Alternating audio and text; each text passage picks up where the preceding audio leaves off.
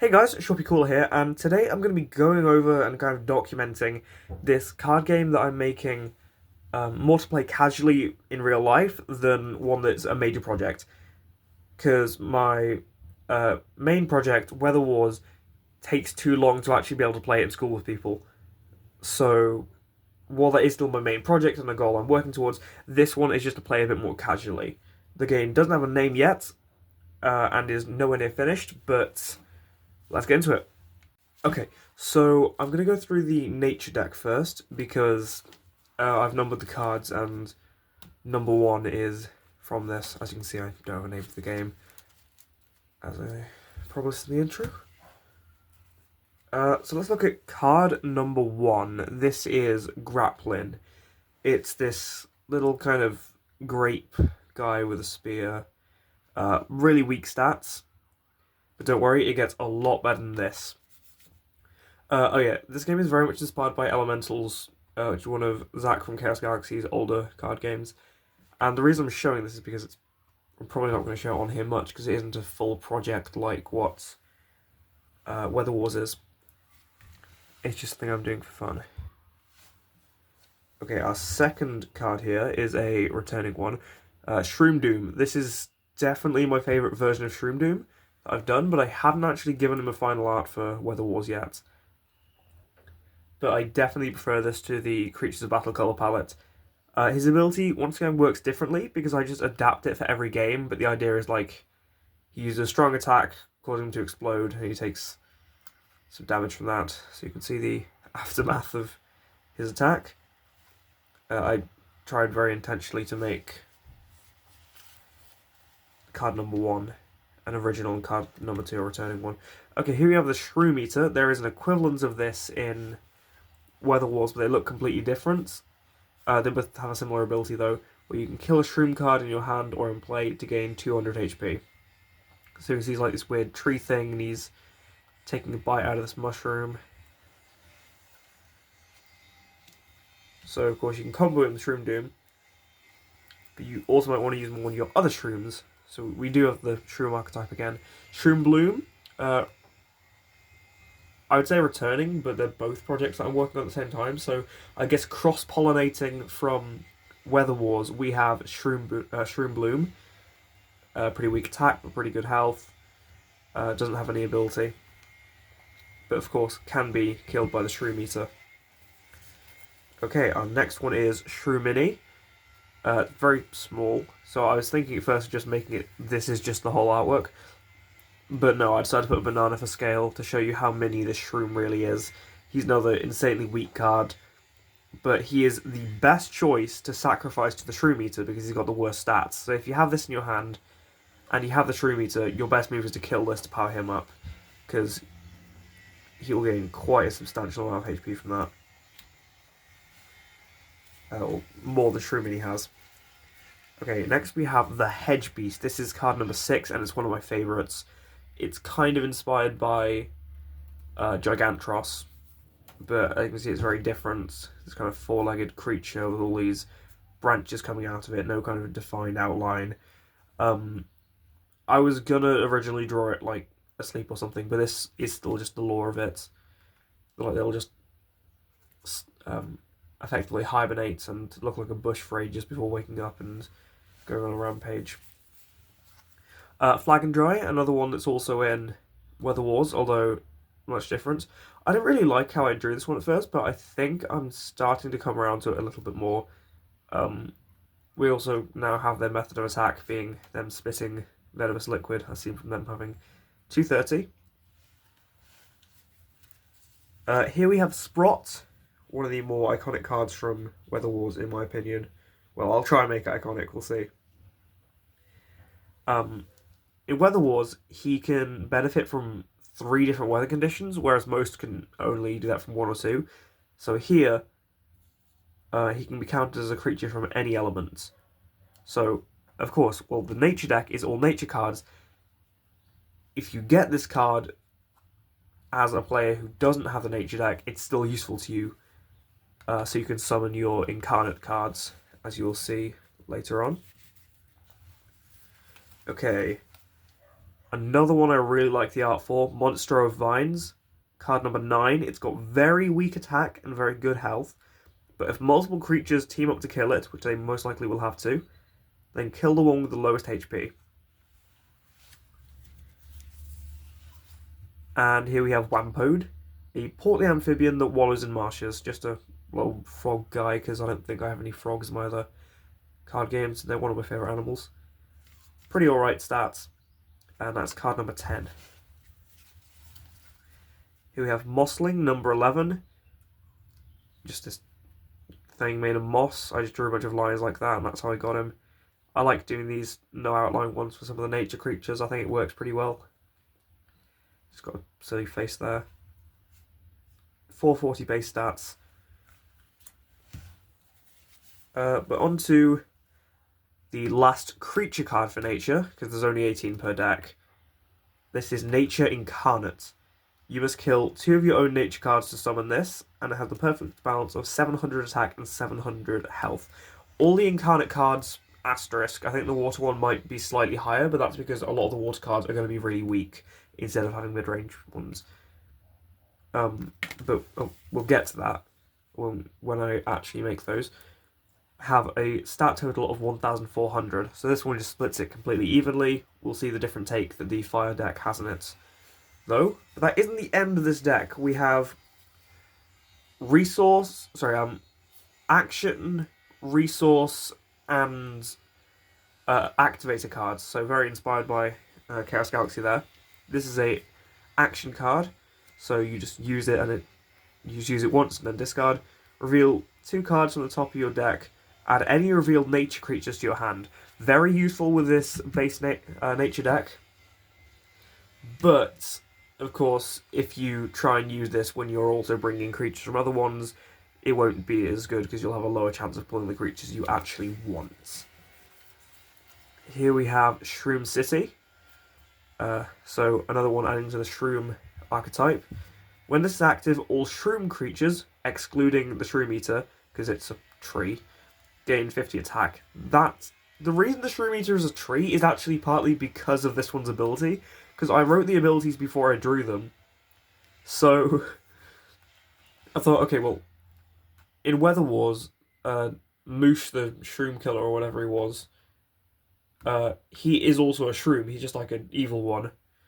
But yeah, if he's just an entirely different type of creature, then it explains why you wouldn't benefit from this, even though he has Shroom in the name.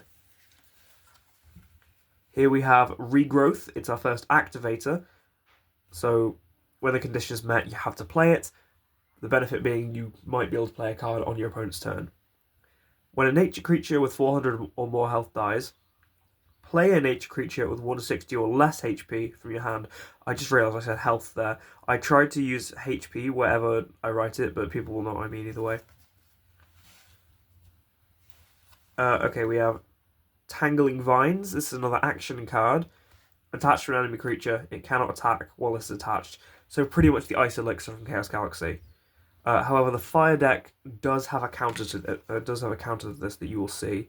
This isn't actually a creature. I just felt like drawing like a raptor getting all tangled up in there. Number 17, the Gem of Envy, carried over from a scrapped card game I made that was like a prototype of this, but it just didn't work out. That one only had very basic test cards, and its gameplay was terrible. But while this is active and the opponent has at least 3 more points than you need 10 to win, by the way, you can draw 2 cards per turn instead of 1, including the turn this is played. That's the ruling. So it's very useful, giving the nature deck a lot of draw power. And then Pollination, the last one, it's a action card. All nature creatures with less than 100 attack in play gain 100 attack for the rest of this turn. I can't remember if that was meant to be equal to or less than 100, because everywhere else I've written with 100 or less, but here I just put less than 100. So we'll see how good this is, and I might just have to update it. Anyway, those are the nature cards, so we'll move on. Oh, never mind. We'll move on to the fire cards. So the first one of these, card number 19 in the game, M-Worm. kind of pretty much just Volworm from Weather Wars, but instead of having Vol for Volcano, it's just got Em for Ember. Another really weak one, pretty much the equivalent of Grappling from the Nature deck.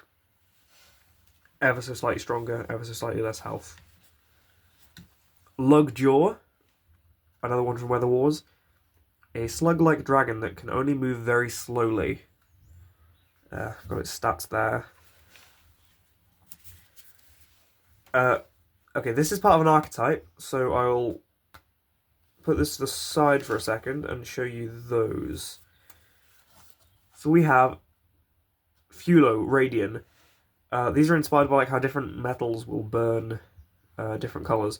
So it says when killed, they ignite into a gorgeous red flame. You can see it's already on fire there, but like it just kind of gets more explosive, I guess. Then Fulo sees them. When they die, they erupt into a purple blaze.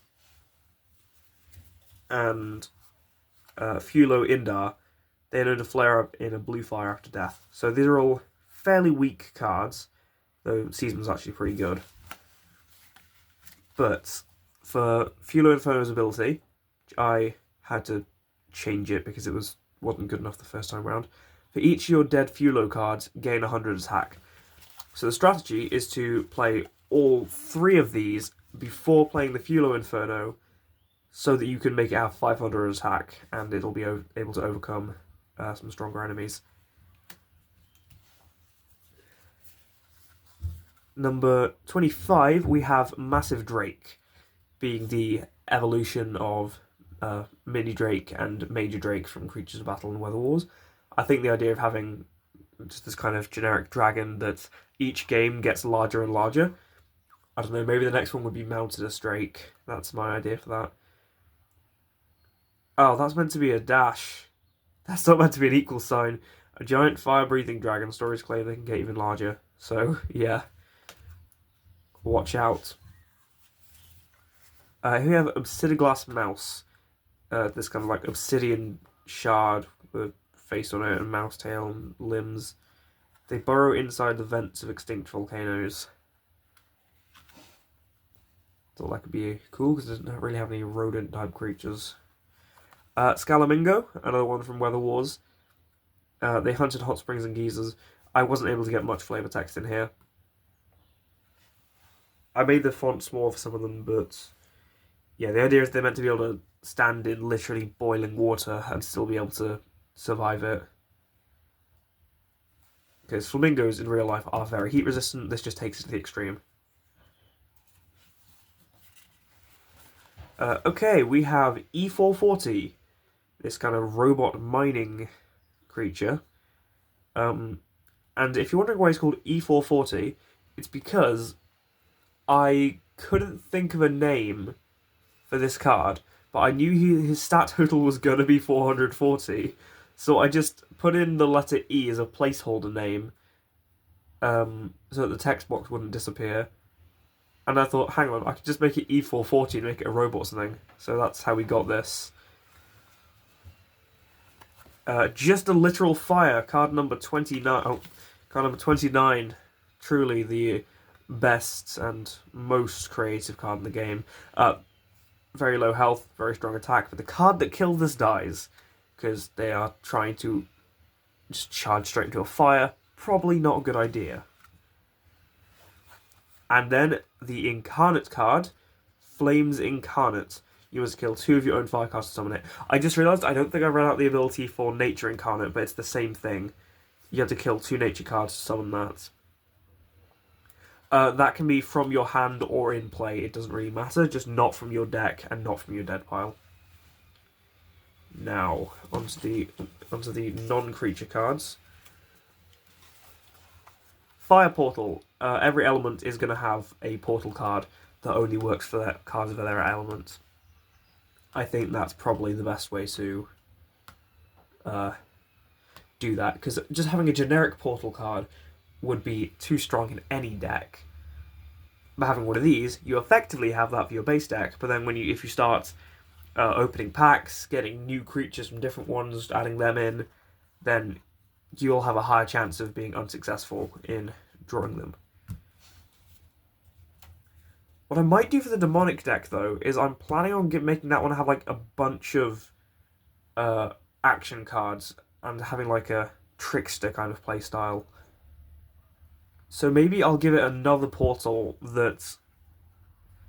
No, maybe I'll make its portal also count action cards as well. That could be interesting.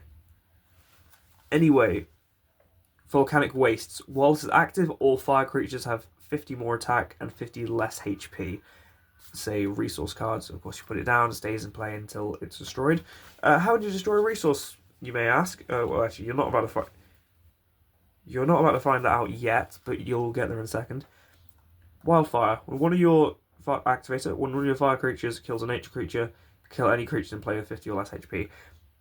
Downside of this is if you have this activator when you use just literal fire, because then it'll die because it's got less than 50. Incineration. Kill a creature with 250 or less health. You do not gain any points for its death. So, effectively something like Charge Blaster in Chaos Galaxy is the equivalent. You just play this, kill a creature, but you don't gain anything, whereas normally you'd get a point. Or 3 points if you're killing an incarnate. Then we have Arson. Yeah, I kind of had to do this one for fire. Destroy a resource or attached action card. So you could destroy your own Volcanic Waste if you want to play a weaker creature that would lose out from this, that, or you can destroy a Shroom City or something. And then finally, an activator to help it. When a resource is destroyed by Arson, you must destroy one other resource or attachment in play. So you could use Arson to... you could use Arson to destroy Shroom City, and then this would make it so you could also get rid of the Tangling Vines. Okay, so that is all for today's video. Thanks for watching, and comment down below which of these cards is your favourite, any suggestions for this, or also any suggestions for Weather Wars if you're interested in that. I know I haven't talked about it that much on the channel, but it is my major project that I'm working towards. I want to get on the Game Crafter when it's done. Anyway, thanks for watching. Like and subscribe. Comment your favourite down below. Bye.